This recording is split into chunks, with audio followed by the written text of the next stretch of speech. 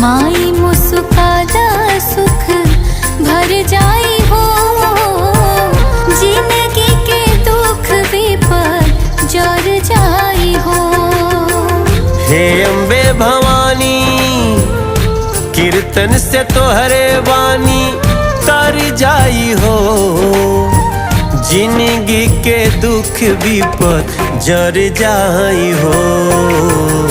माई मुस्कादा सुख भर जाई हो, जिंदगी के दुख विपद जर जाई हो।